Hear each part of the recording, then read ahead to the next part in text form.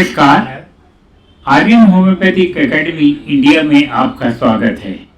मैं हूं doctor Aryan. Hahnemann की लाइफ और उनके वर्क की श्रृंखला का पहला कल आइए आगे बढ़ें। इस पहले वीडियो में we shall talk about Hahnemann's years of childhood, his youth and student years. Samuel Hahnemann, the founder of homeopathy, was born on April 10th in the year 1755 around midnight.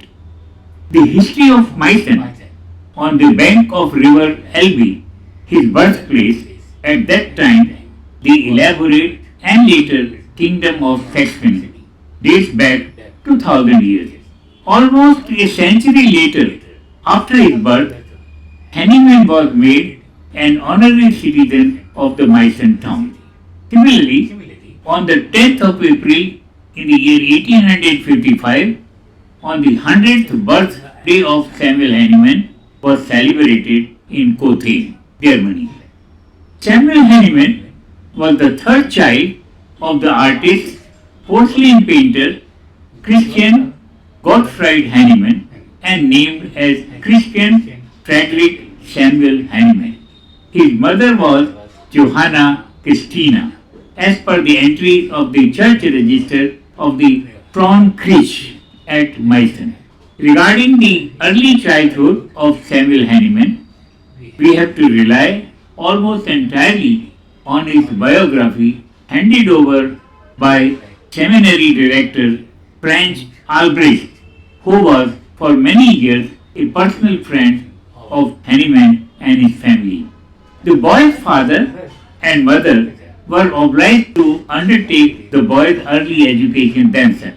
The Prussian 7 long years war, which ended in the year 1763, had adversely affected the economy of the Meissen, and its porcelain factory must have been crippled. So, it is understood if Hahnemann writes, his father more than once took him away from the town school for years at a time and gave him some other occupation which was more in conformity with his father's means. After having attended the local school, the 16-year-old Hahnemann entered the Princess School at St. Afra, whose reputation was bound by tradition. One of its most famous pupils was Lessing, a renowned German poet of the Enlightenment. The other famous students were Geller and Rabbit. At Princess School, Hahnemann received an excellent education in the areas of classical and modern languages. He is said to have read the writings of Hippocrates while at his school. If his masters accepted no fees for the last 8 years of schooling, as Hahnemann writes in his biography, it follows that influenced by these many difficulties, the father would on no account allow his son to study. However, Hahnemann appears to have been the favorite pupil of rector Mr. Müller, whose instigation his father asked permission for his son to attend Princess School at Afra. This change of school was probably due to father's intention to have his son adopt to a lucrative vocation. The young Samuel Hahnemann was to become independent as soon as possible, or at least to be able to manage without his parents' support. Hahnemann, while a pupil at the Princess School, earned his living by coaching and teaching Greek and Latin to other students. Young Samuel, as a student, was drawn irresistibly towards science and research.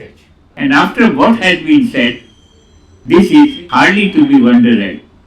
The young man, who as a boy had often been obliged to hide himself in order to be with his beloved book, who made a candlestick out of a clay so that he might read and learn in his hiding place at night without his father's noticing, that a candle was missing. The young man did not allow anything to deter him from the pursuit of career which he saw before him. In order to summarize, already in the tender years of youth, Hahnemann was obliged, owing to circumstances at home, to work for his daily maintenance as well as for his intellectual education. A happy, carefree youth was entirely denied to him. From early days, he was constrained to unceasing work. We find here the reason for the earnest conception of life which Hahnemann retained to the end of his days. But all the care and work for his joyless youth could not harden his heart, which was ever kind and open to all noble impulses. All his life he remembered with the same gratitude, love, and respect the chief masters and benefactors of his boyhood and adolescence, as well as his father, although they later had found it necessary to oppose his son's desires. He began to study medicine in Leipzig in the year 1755. इस अंक में इतना ही. अगले अंक में इस श्रृंखला को आगे बढ़ाएंगे. धन्यवाद.